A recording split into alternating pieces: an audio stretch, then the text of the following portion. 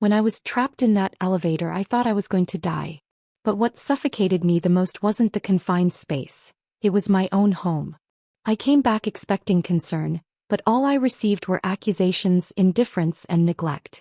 I've spent my entire life working tirelessly, yet my husband, Carl, treats me like I don't exist. My son Ryan does nothing but criticize me. My daughter-in-law, Lucia, sees me as a free babysitter. Even my grandson, Alex, looks at me with disdain. And in that moment I finally understood, I was nothing in this house. The cruelest part? When I was on the brink of death, they didn't even care. While I was trapped, Carl complained that I was interrupting his dance with his mistress. Ryan was furious that I had inconvenienced him, making him late to pick up his son. And when I limped home injured and exhausted, the only thing they had to say to me was, "Go make dinner." Enough. I've endured a lifetime of this, but not anymore. This time they're going to see that I am not someone they can trample over. When I threw down my apron and said, "I'm done." When I picked up my suitcase and declared, "I want a divorce." I saw the fear on their faces. I heard their desperate pleas. And in that moment I finally took control of my own life. My life is only just beginning. I was on my way to pick up my grandson Alex, when the unexpected happened. The elevator malfunctioned. As it reached the 8th floor, a loud bang echoed through the space, followed by a violent jolt. The sudden drop sent me crashing onto my hands and knees. My heart pounded in my throat, every nerve in my body screaming in terror. Then just as abruptly the elevator stopped. I let out a shaky breath, collapsing against the wall, my limbs drained of strength. Trapped with me was a young woman already in tears, her face pale with fear. She scrambled to her feet and pressed the emergency call button.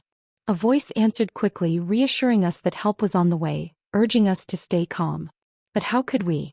The elevator was still dangerously suspended midair. No one knew what would happen next. A sinking sense of dread took hold of me. I pulled out my phone, desperate to make what could be my last call, to Carl. The line connected, and before I could say a word, his irritated voice snapped. "What?" Fear had closed up my throat, leaving me unable to form a coherent sentence. "I'm in the middle of a dance. I don't have time for this." And with that he hung up. I called back. He didn't answer. Panic rising, I dialed Ryan next. I didn't know how long I'd be stuck here. I didn't know if I'd make it out alive. But one thing I hadn't forgotten, I was supposed to pick up Alex. This time I cleared my throat before speaking. The moment the call connected, I quickly explained my situation, telling him not to worry and asking him to pick up Alex. His response: "You're completely useless." The line went dead again. I stared at my phone, my vision blurring. I had so much to say. So many things I wanted to leave behind. But I hadn't even been given the chance to say goodbye. Beside me, the young woman was calling her boyfriend. At first he comforted her. But as time dragged on, his patience wore thin. "Babe, listen, I have work to do. I need to submit a report before the deadline. Don't worry, just wait for the rescue team, okay?" Her breath hitched. "If you hang up, we're breaking up." "Come on, sweetheart, don't be like that. You have to understand I have responsibilities too. You'll be fine. Call me when you're out, okay? I'll come pick you up. Don't you dare." The call ended. She clenched her jaw, wiped her tears, and without hesitation, blocked his number. The elevator fell silent. I had heard every word. These young people had it so easy. If they were hurt, they could just walk away. Carl had hung up on me so many times I'd lost count. Every time I called, his first words were always, "What do you want?" And every time before I could say much of anything, he'd hang up. But today, what if this had been my final call? Would he have regretted it? I shook my head. No, he wouldn't. I refused to stake my life on his remorse. I would survive. I had to. "Ma'am, your knee, it's swollen," the young woman suddenly gasped. I snapped back to reality, glancing down and adjusting my pants. "It's fine. I hit it when the elevator dropped earlier." "Oh, okay, as long as you're all right." "God, this is terrifying." "Don't worry, sweetheart," I murmured, my voice steadier than I felt. "We're going to be okay." Huddled together in that dim, claustrophobic space, we endured the agonizing wait, clinging to hope. At last, rescue came. By the time we were pulled out, night had fallen. I couldn't bring myself to take another elevator. Instead, I climbed the stairs, 10 flights, dragging my injured leg behind me. By the time I reached my apartment, my entire body was trembling from exhaustion, pain, and hunger. I barely had the strength to turn the doorknob. The moment I stepped inside, Ryan's furious voice exploded in my ears. "Oh, so you finally decided to show up? Do you have any idea how much you screwed me over today?" I froze in the doorway. He didn't ask if I was okay. Didn't notice the way I was barely standing. His rage only grew. I had to take time off work to pick up Alex. Do you know what that cost me? A huge deal, gone. Stolen at the last minute. Do you have any idea how hard I work? And all I ask is for you to handle one small thing, to help me for once. And you can't even do that. What the hell is the value of you? Enough. Stop arguing. You're disturbing Alex while he's studying. Lucia stepped out of Alex's room, her expression darkening the moment she laid eyes on me. She let out an impatient sigh. "Susie, hurry up and make dinner. It's late and we're all starving." I blinked, the words sinking in. Then, without a word, I turned and limped toward the kitchen. The entire time, Carl remained sprawled on the couch, eyes glued to the TV, completely indifferent to everything happening around him. He never even looked up. None of them noticed how pale I was. None of them saw my trembling legs, how I struggled with every step. And suddenly, a deep sense of injustice crashed over me. I had just been through something terrifying. I had been trapped in an elevator, helpless and afraid. I had barely made it home, exhausted and in pain. And yet not a single person asked if I was okay. No one wondered if I was hurt, if I was scared. All they cared about was that I hadn't picked up Alex on time. My mind drifted back to the last time I had asked Carl for help. My rheumatism had flared up so badly I could barely walk. The pain was relentless, stabbing into my bones day and night. I had begged Carl to pick up Alex just for a few days, just until I could move without agony. But he refused. He had dance practice with our neighbor, Vivian. And apparently that was more important. When Ryan heard about it, he wasn't upset with Carl. Well, he was upset with me. "Mom, you're being ridiculous. Dad spent years working far from home, breaking his back to provide for this family. He suffered for over a decade. Now that he's older, he deserves to rest. But you've never had a job. You've never experienced how hard it is to work. And now you're making excuses just to get out of something as simple as picking up Alex? That's beyond selfish." So I had gritted my teeth and done it anyway. I endured the pain. I limped through every school run, pushing myself until I had nothing left. But this time I had been trapped in an elevator. I physically couldn't be there. And Ryan still never once thought to ask his father for help. He knew where Carl was. He knew Carl was dancing with his mistress. And yet he would rather take time off work himself than ask Carl to step in. Because in this house, Carl was untouchable. And I was nothing but a maid. A servant who had given up everything for this family, only to be treated like I was worth nothing. A lump formed in my throat, my eyes burning with unshed tears. For years I had told myself I was used to this. Carl's cold indifference. Ryan and Lucia's constant demands, their sharp words that cut into me like knives. I thought I had learned to live with it. But tonight something changed. Maybe it was the pain in my leg radiating all the way into my chest. Maybe it was the crushing weight of everything I had endured. Or maybe, for the first time in my life, I finally realized the truth. I couldn't take it anymore. I wouldn't take it anymore. And I swore in that moment they would pay for every single thing they had done to me. "Is dinner ready yet?" Carl's impatient voice bellowed from the living room. I snapped back to reality, inhaled deeply, and then, without hesitation, threw the dishcloth aside and walked out. I didn't cook dinner. Carl frowned, clearly displeased. "You're so slow. Vivian's already been texting me to come dance." "Forget it, I'll just skip dinner." With that, he got up, straightened his barely rumpled clothes, and pulled out his phone as he strode toward the door. I'm coming, I'll be down in a second." His tone was light, almost eager. That was when Ryan stepped out of his room, his expression darkening. "Mom, what the hell are you doing?" I had had enough. "Whoever wants to eat can cook.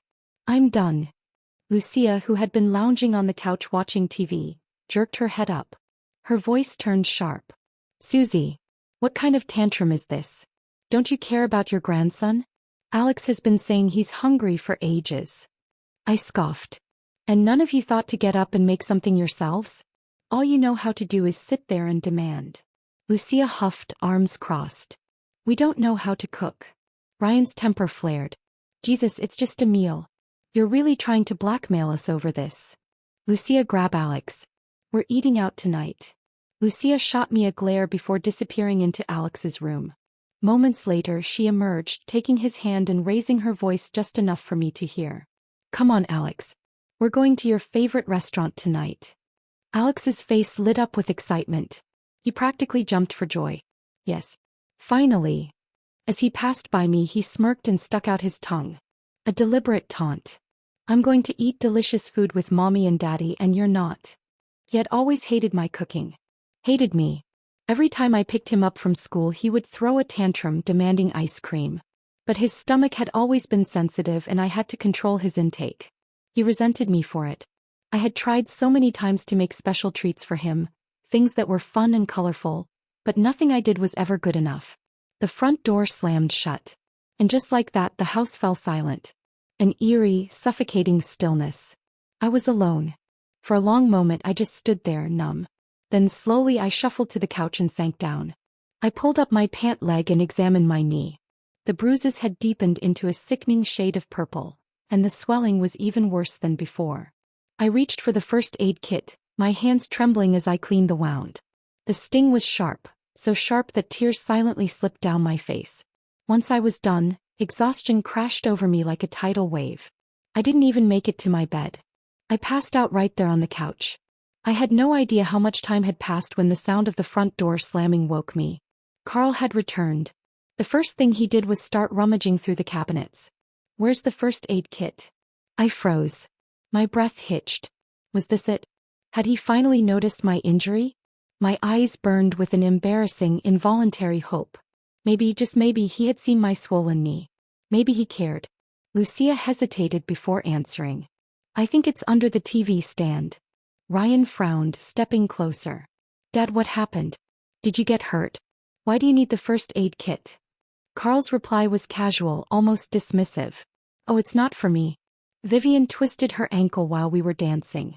It's all swollen. Looked pretty painful. In that instant, it was like a bucket of ice-cold water had been dumped over my head. All that foolish hope.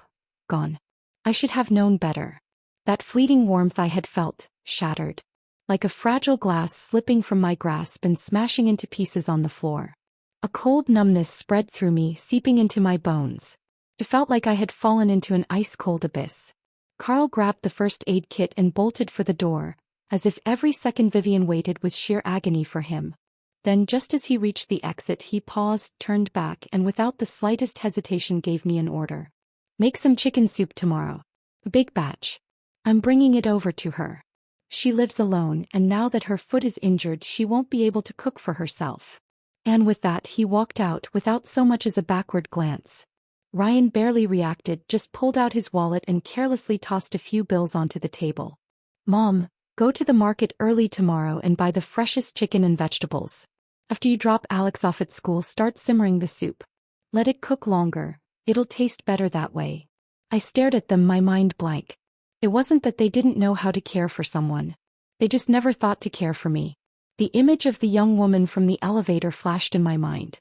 She had been ignored once by her boyfriend, and she had immediately chosen to walk away. And yet what about me? I had endured a lifetime of far worse neglect, far deeper wounds, and I had never once considered letting go. Why? Because from the moment I was born I was taught to endure. To obey. To sacrifice. I was once young, naive, foolishly believing that marriage would be my refuge. But after marrying Carl I realized I had merely stepped into another prison. He was quick-tempered, cruel, impatient. The slightest inconvenience would send him into a rage. Sometimes his anger was just words. Other times it was worse. But I never left. Because I had nowhere to go. I had been raised in a strict, conservative family, forced to drop out of school at a young age. I had no education, no job, no skills, except for housework. So I stayed. If dinner wasn't to his liking, I got yelled at. If the house wasn't spotless, I got yelled at. If the baby cried too much, I got yelled at.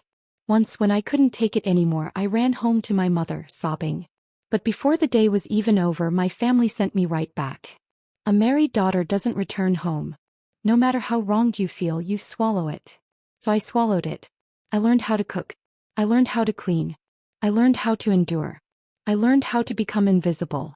Then Carl left, off to chase business deals in another city. He was gone for over a decade. And I stayed behind raising Ryan alone, taking care of his aging mother, holding the household together, day after day, year after year. Then when Ryan got married and had his own family, he generously moved Carl and me into the city. He called it letting us enjoy life. The old neighbors back home envied me. Your son is so successful. Carl must have mellowed out now that he's older. He doesn't hit you anymore, does he? You finally have your good days ahead. Good days. Carl ignored me. Ryan ordered me around. Lucia treated me like free labor. And Alex, my own grandson, hated me. I had given everything to this family. And in return I was nothing more than a servant. I was done. I had sacrificed enough. Was I supposed to spend the rest of my days like this? Enduring their cold indifference, their dismissive cruelty, their absolute lack of respect? No. And suddenly the voice of that girl in the elevator echoed in my head. I want to break up. No, I didn't want to just break up. I wanted a divorce. Divorce. I want a divorce. The moment those words left my lips, it felt like 1,000 pounds had been lifted from my shoulders. For the first time in decades I stood tall. Ryan's head snapped up, his eyes widening in shock. What did you just say? I took a deep breath, met his gaze and repeated slowly, deliberately. I said I want a divorce.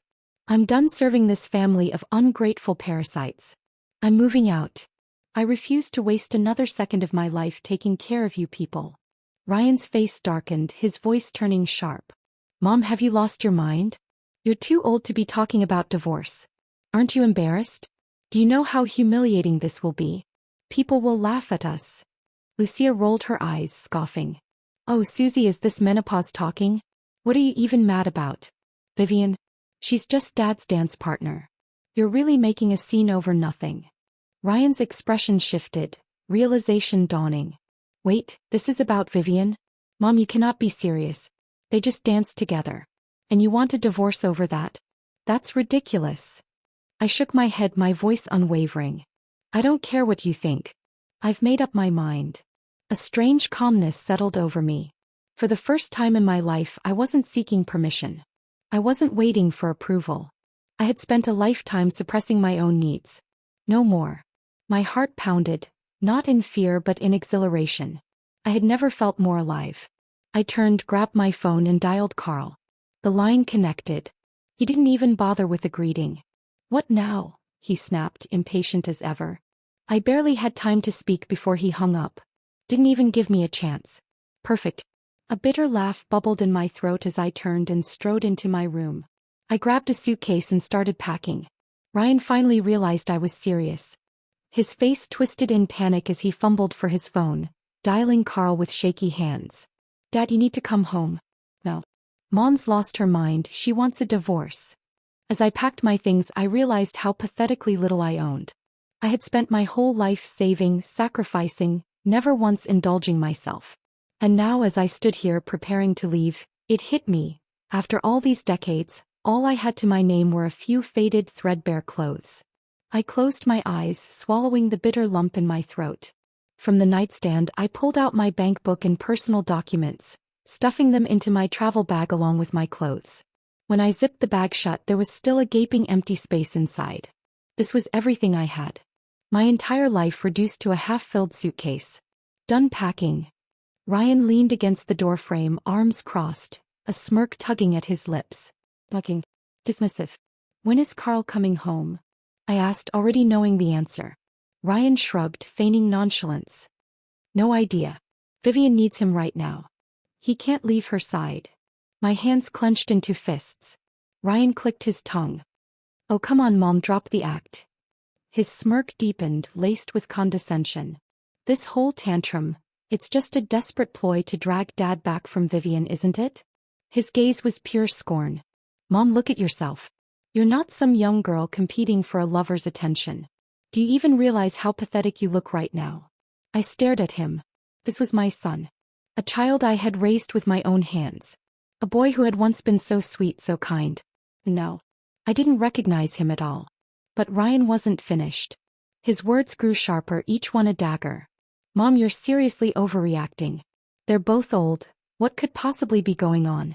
Are you really making a scene over this? Vivian just lost her husband. Her kids live far away. He's alone, Mom. Alone. Isn't it normal for neighbors to help each other out? He exhaled loudly like he was the only rational person in the room. And honestly, you should be grateful. Do you have any idea how many people wish their kids would take them in and care for them? And here you are, throwing a fit over nothing. His tone shifted, patronizing. All right, Mom, that's enough. Just drop it. This is getting embarrassing. I couldn't listen anymore. My body moved before I could think. Frick.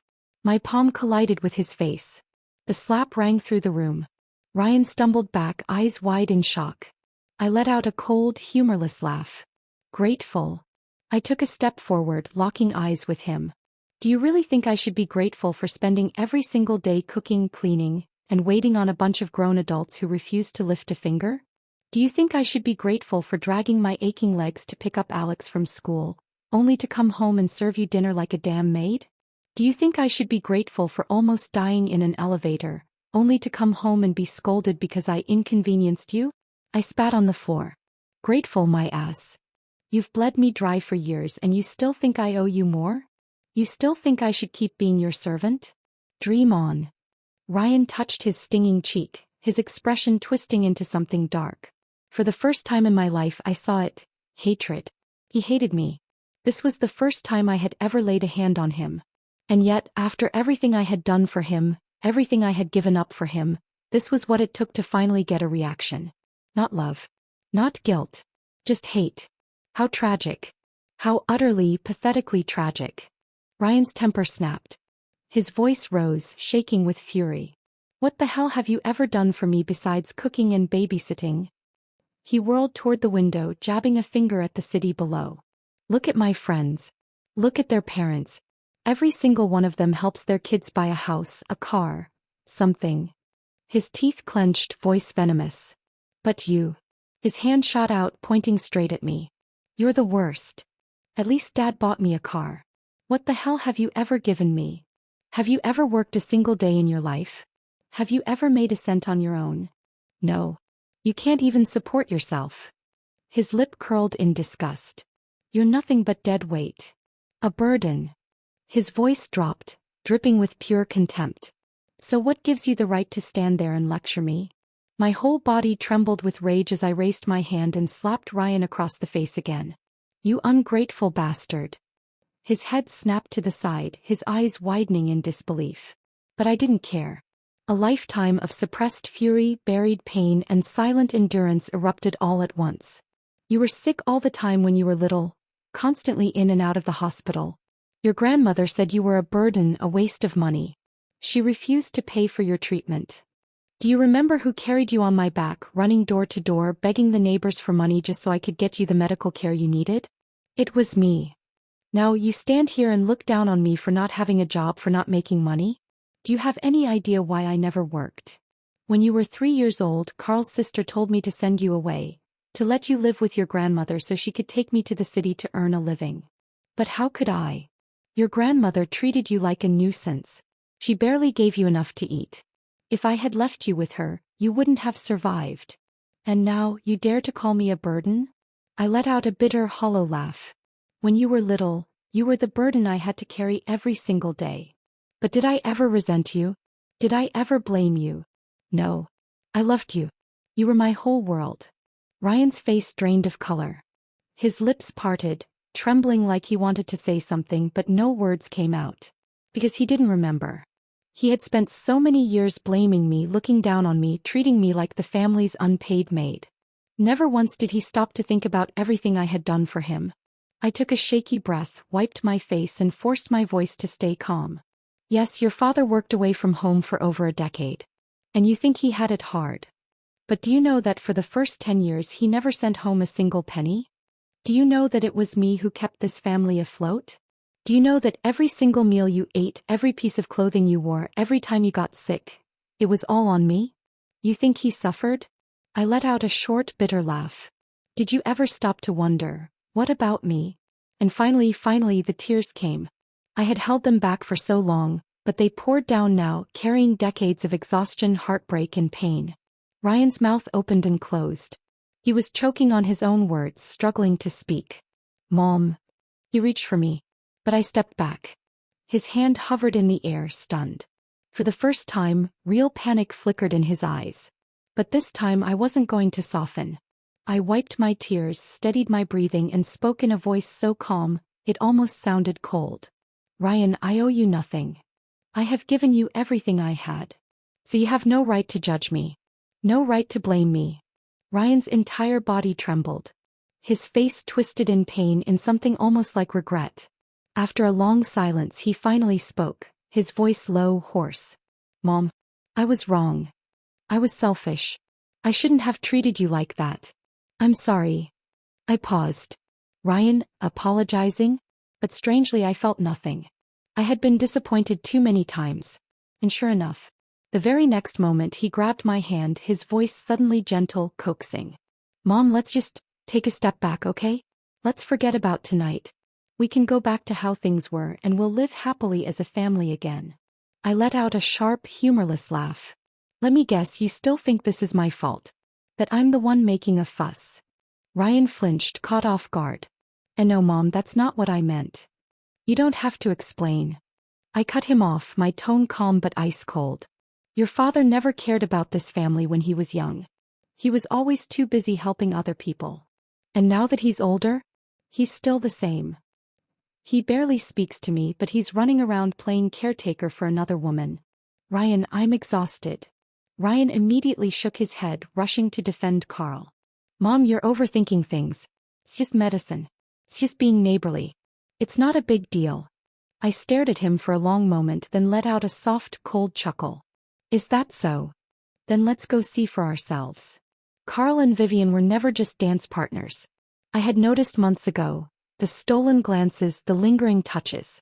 And now that Vivian's husband was gone, they weren't even trying to hide it. Divorce?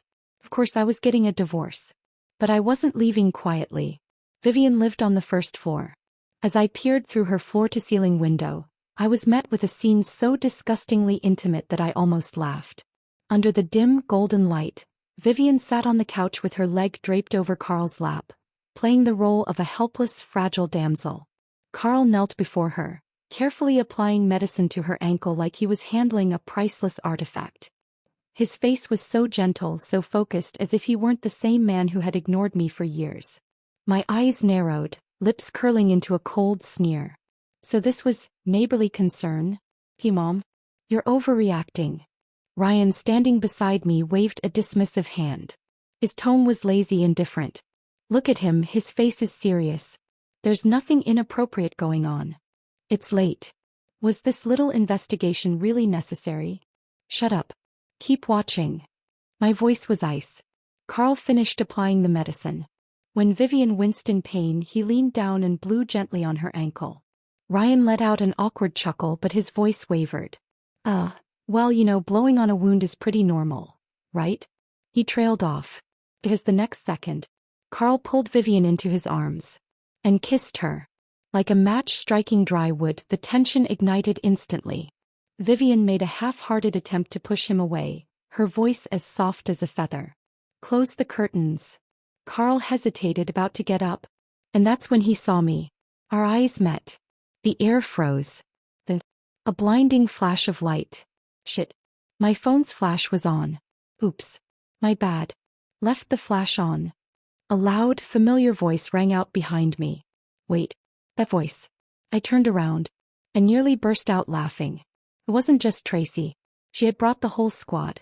I had only told her, but somehow an entire gang of old friends had tagged along. These were women who usually complained about bad knees and aching backs. Yet the moment they smelled gossip, they had outrun a pack of greyhounds. 7 of them. Standing in perfect formation, cameras ready. Inside, Vivian screamed and kicked Carl off of her. With the exact same foot she claimed was too injured to walk. Perfect. Ryan panicked. His voice cracked as he turned to Tracy. Tracy. What are you doing here?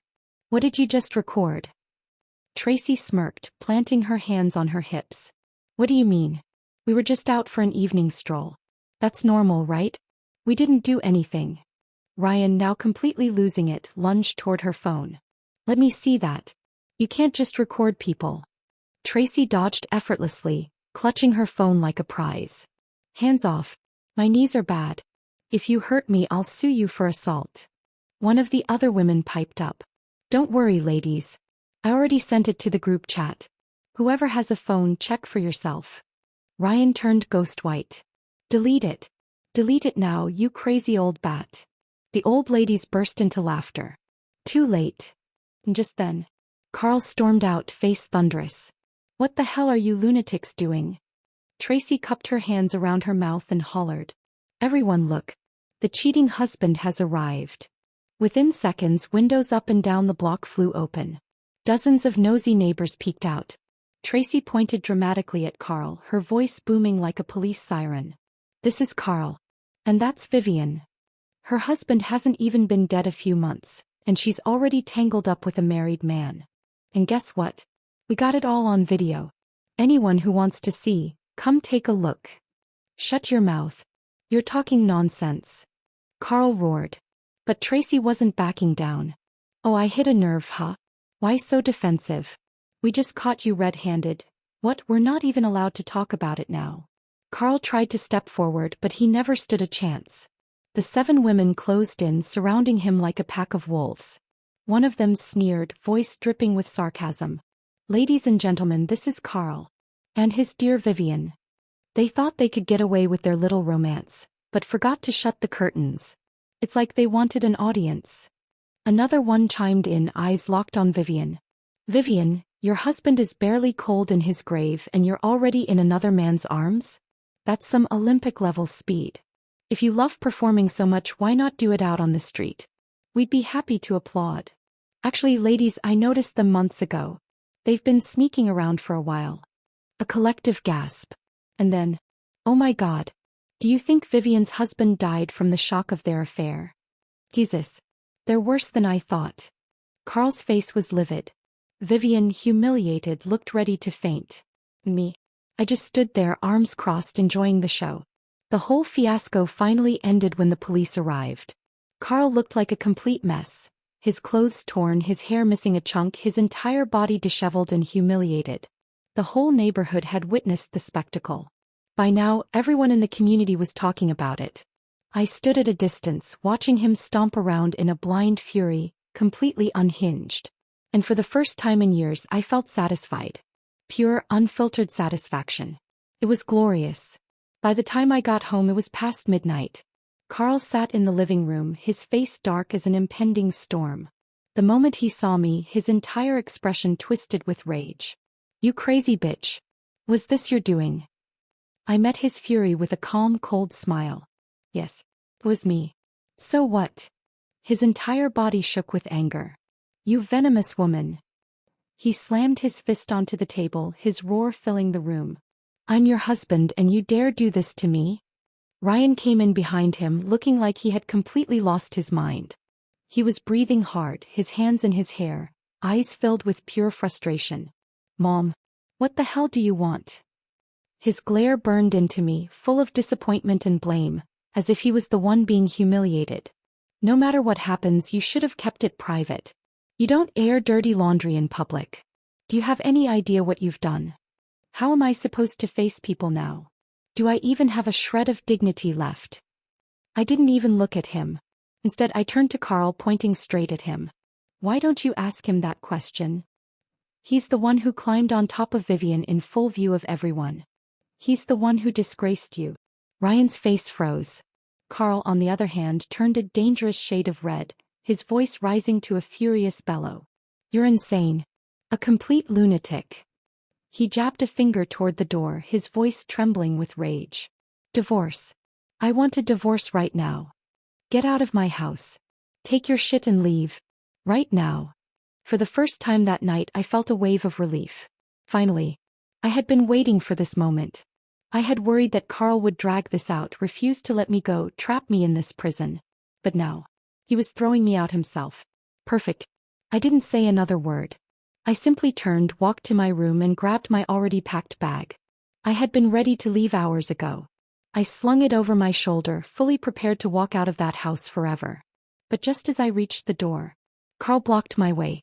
"Stop right there." His narrowed eyes locked onto my bag and something vicious flickered in them. "Put that down." His voice was sharp, dripping with malice.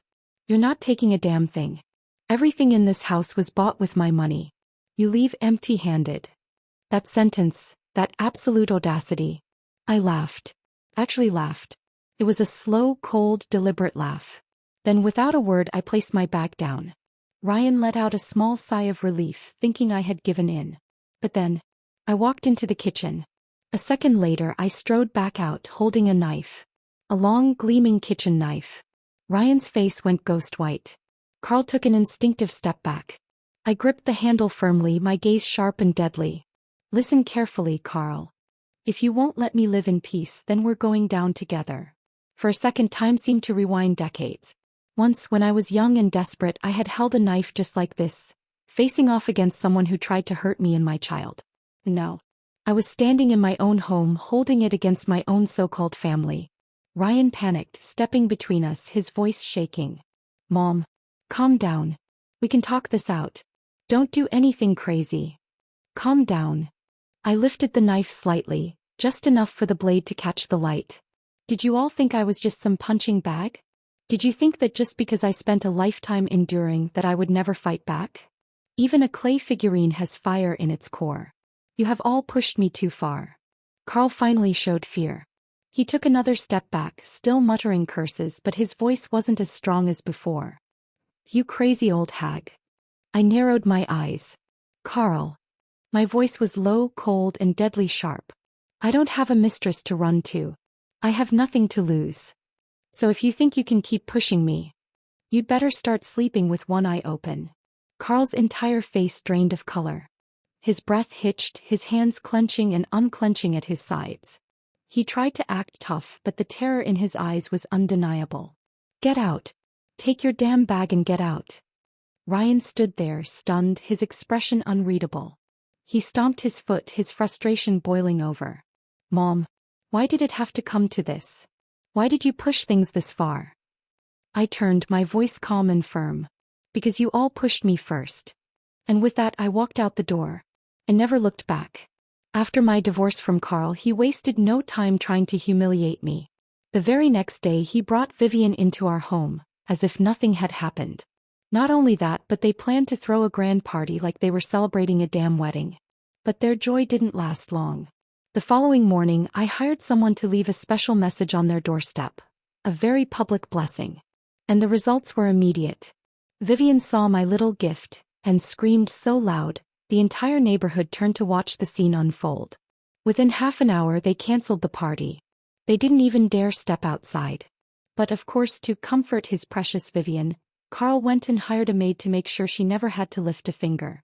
Now Vivian had truly become the queen of the household. I spent the rest of the day on the phone with my old friends, gossiping and laughing.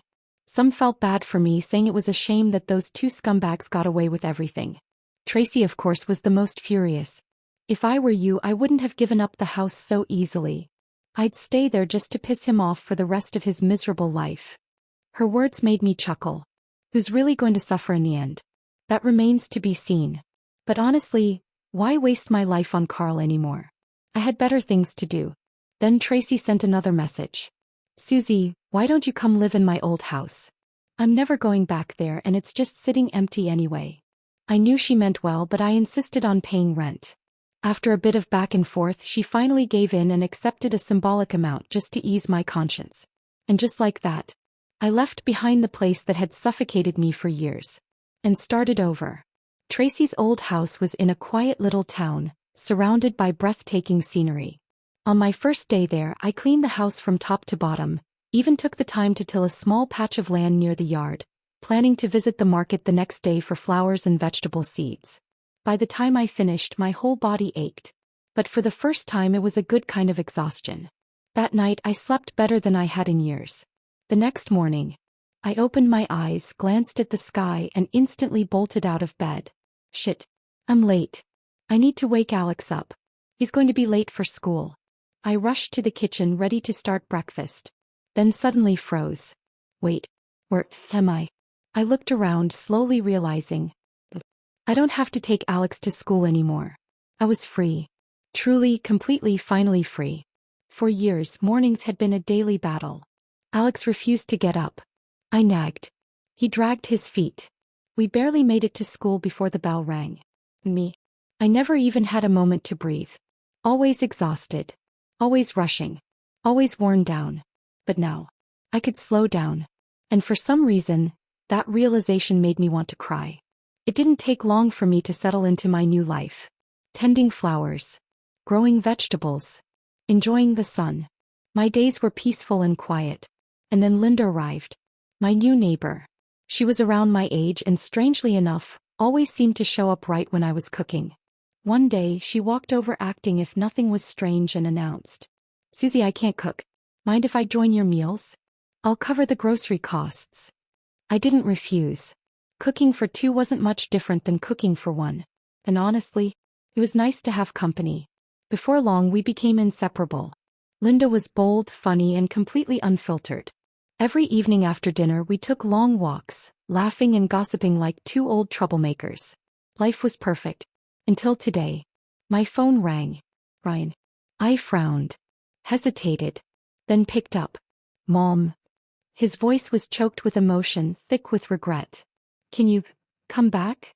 There was a tremble in his voice. Like he was about to cry. I paused. Then I laughed. I wasn't surprised to see Ryan's name pop up on my phone. Tracy had already given me the full report. Ever since I left, their lives had fallen into complete chaos. Lucia and Ryan were constantly fighting, and the root of their fights? Money. The mortgage, the car payments, Alex's expensive piano lessons. It was all suffocating them. And now, on top of everything, they had to cover the cost of Carl's precious maid for Vivian. Lucia couldn't take it anymore. She suggested that Vivian start pulling her weight since she was now Carl's new wife. But Vivian? A housewife? A caretaker? She lasted exactly one day. While mopping the floor, she accidentally twisted her ankle and immediately took to bed rest for 5 whole days. Carl was devastated. He practically worshipped her bedside, waiting on her hand and foot. Lucia, on the verge of a breakdown, didn't dare lash out at Carl, so she took it out on the maid instead. The poor woman lasted a few days before she finally snapped, storming out of the house with her suitcase, cursing all the way down the street. "You people are a goddamn curse. I've never seen a family as toxic as yours." Word spread fast. Soon enough, the entire neighborhood started avoiding Carl's family like the plague. With no maid left, the responsibility of picking up Alex fell to Vivian. But did she actually care about him? Of course not. He wasn't her grandson. In fact, she still held a grudge against Lucia. So she did what any spiteful stepmother would do. She used Alex to get back at Lucia. She spoiled him rotten. One day, she encouraged him to eat 5 fried chicken legs and 3 ice creams in one sitting. That night, he ended up in the emergency room, curled up in pain, screaming on the hospital bed before being rushed into surgery. Lucia, finding out what had happened, completely lost it. She and Vivian got into a full-blown screaming match at the hospital. Neither one backed down, their shouting so loud that even the nurses were too scared to intervene. Carl, in a panic, tried to break them apart. And in the chaos, Vivian shoved him. He went flying down the stairs. And broke his stupid leg. That night, their happy family shattered completely. Carl, now stuck in a wheelchair, sat there seething with hatred, glaring daggers at Vivian. When Tracy told me this last night, I laughed so hard I nearly choked on my dessert. Karma is a beautiful thing. But Ryan had no idea I already knew. So when I picked up his call, he immediately launched into a dramatic sob story. "Mom, Alex is in the hospital. He was rushed to there last night. He just got out of surgery. Poor Alex. He's just a little kid. How could he go through something like this?" I stayed silent, listening. Ryan paused. Realizing I wasn't reacting, he quickly switched tactics. "Mom, can you come back? Please, just for Alex. Even if you and Dad are divorced, you'll always be Alex's grandma. He's been calling for you in his sleep. Mom, we need you. Please come home." As I listened, my brows furrowed. Ryan was so full of shit I could barely stand it. Since when did he ever need me? This wasn't about Alex. This was about them needing a free babysitter again. Same old tactics. Same old tricks. I snapped. Do you seriously think I'm that stupid? You miss me? You need me. Don't make me laugh. You just ran out of people to exploit. You're the ones who invited Vivian into your home. Now you're paying the price. Didn't expect it to go this way, did you? Well, too bad. This is your mess, you clean it up. And Carl? He's only in a wheelchair. Damn shame. He should have broken his neck instead. Next time he actually drops dead, give me a call. I'll gladly come back to attend his funeral. Goodbye. Then without hesitation I hung up. Hanging up the phone, I let out a long breath as if I had finally shrugged off a mountain of weight from my shoulders. Linda had been watching the whole time. Now she leaned back, arms crossed, a satisfied grin on her face. I was half afraid you'd go soft on him, she admitted. I was this close to snatching your phone and cussing him out myself. I chuckled, shaking my head. Relax. I haven't lost my mind just yet. Linda let out a small sigh, her expression shifting into something more distant. You never asked me why I came here alone, she said. But I'm guessing you've already figured it out? She smiled, but it wasn't a happy one. I nodded. You went through something like me, didn't you? Linda hesitated, then shook her head. Yes and no. Now that she had an opening, she slowly began to tell her story. Linda came from a coastal town in Maine, a place known for fresh seafood and lobster. But her husband, he was no hard-working fisherman. He always called himself a fisherman, she scoffed. But if I counted how many times he actually went out to sea in a year, I wouldn't even need both hands. They were dirt poor. She had no choice but to leave town and work in the city, busting her ass for years to save up enough money. Eventually she was making more than her husband. But did he appreciate it? Did he thank her? No. Instead he resented her. He said, "What kind of man lets his wife provide for the family? It's humiliating." But did he ever ask himself why he refused to get a real job? Still she stuck it out. She put her son through school, paid for his wedding, even helped raise his kids. He thought, finally, maybe she could rest. Then she found out. Her so-called best friend had been sleeping with her husband for years. And the worst part? Her whole family knew.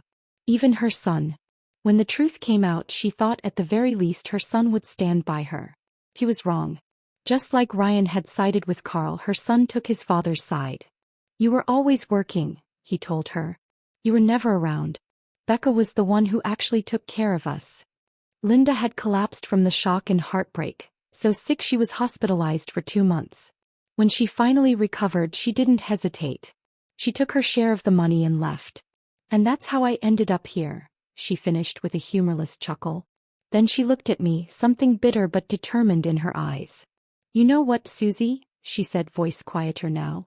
I worked my whole damn life to provide for them. And in the end, what did I get? I bought my son a house. I paid for his kids.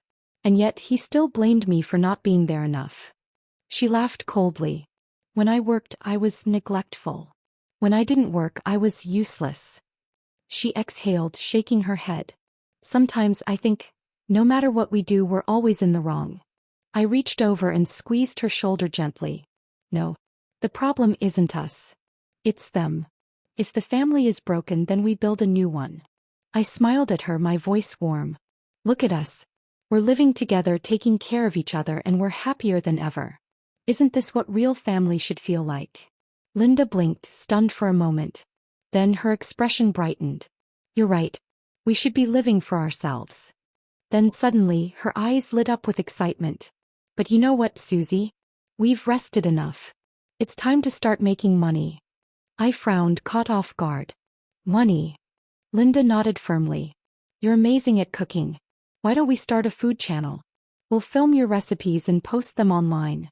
I hesitated, feeling unsure. People pay for that? Of course they do.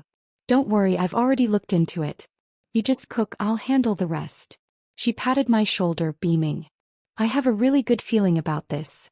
And just like that, we dove in headfirst. Linda was a force of nature. The moment she decided on something, she moved fast. I, on the other hand, knew nothing about this kind of work. So I just listened to her, followed her lead, and did as she instructed. For a month we worked non-stop. And then, it happened. Our videos started gaining traction. People loved them. And then, our first paid sponsorship came in. When Linda handed me my first share of ad revenue, I stared at the money in my hands, feeling a rush of emotions. Pride, excitement, confidence. I had spent a lifetime believing I couldn't earn my own way. But now, I had just made my own money. We kept at it, posting more videos, building our audience, watching our numbers climb. Linda was thrilled. Me. For the first time, I felt truly unstoppable. I had a feeling. The best days of my life were just beginning. Just as life was finally settling into a beautiful rhythm, Ryan showed up at my doorstep. He dropped to his knees, sobbing like a child, face pale and drawn, desperately trying to play the sympathy card. "Mom, I miss you so much. Ever since you left, the whole family's fallen apart. I'm exhausted. I lost my job. Lucia and I fight every single day. And now she's threatening to divorce me. She said if you don't come back, she'll leave me and take Alex with her. Mom, I have nowhere else to go. You've always loved me the most, right?" "Right." Then came the biggest joke of all. "Even Dad. He said, if you just come back home, he'll dump Vivian on the spot and remarry you. Mom, we're all waiting for you." I couldn't help it. I laughed. What a pathetic, desperate move. Tracy had already told me everything. Their house was a disaster. Vivian couldn't stand Carl's bad temper and controlling ways. She was begging for a divorce. But Carl? He wouldn't let her go. He cursed at her, hit her, forced her to care for him, demanding she bathe him, feed him, just like she once demanded from me. No. They were nothing more than two prisoners, trapped in a never-ending war. Their shouting matches shook the entire apartment building. It was glorious. Absolutely glorious. I was done wasting my breath on Ryan. I turned around, walked into the kitchen and came back out, holding a butcher knife. I twirled it in my hand, my voice ice cold. "Get the hell out." Ryan froze. He had never seen me like this before. But now I was a woman who had nothing left to fear. And thanks to our cooking videos, I had perfected my knife skills. Ryan's face turned pale. But still he refused to back down. "I'm not leaving," he insisted, growing bolder. "I lost my job. The mortgage is overdue. If I don't make the payment next month, the bank will take our house. You have two options, come back with me or give me money. Because I'm not leaving without something." I narrowed my eyes. For a moment I just stared at him. Then with a sharp flick of my wrist, I threw the knife. It slammed into the wooden doorframe inches from his ear. Ryan let out a strangled yelp, scrambling backward. "You still not leaving?" I asked slowly, my voice dangerously calm. Ryan frantically shook his head. I'm leaving. Just calm down." And then, like a rat scurrying from a fire, he bolted. Didn't even dare look back. But the bastard wasn't done yet. According to Linda, he had rented a cheap motel in town, determined to wait me out. He wasn't giving up. And he wasn't the only one. Linda's son? Same story. He had blown through all his money and come crawling back to her for more. We stared at each other, both feeling disgusted. Then Linda sighed, shaking her head. "Susie, we can't hide forever." I frowned. "Then what do we do?" Linda's lips curled into a mischievous smile. "Simple. We disappear." The next morning, before sunrise, we grabbed our suitcases, headed to the airport and vanished. Our first stop? California. We had enough money. We were done working just to survive. From now on we were living for ourselves. Ryan, Carl, let them rot. For the next few years we traveled across America. From the bustling streets of New York to the vast beauty of the Grand Canyon, from Yellowstone's geysers to the pristine beaches of Hawaii. And our videos? They evolved. No longer just cooking. Now we captured the beauty of our travels, the richness of different cultures, the joy of true freedom. We didn't have fixed plans. We went wherever we wanted. Filmed whatever we felt like. When we got tired, we took a break. Life was finally our own. And the best part? We weren't alone.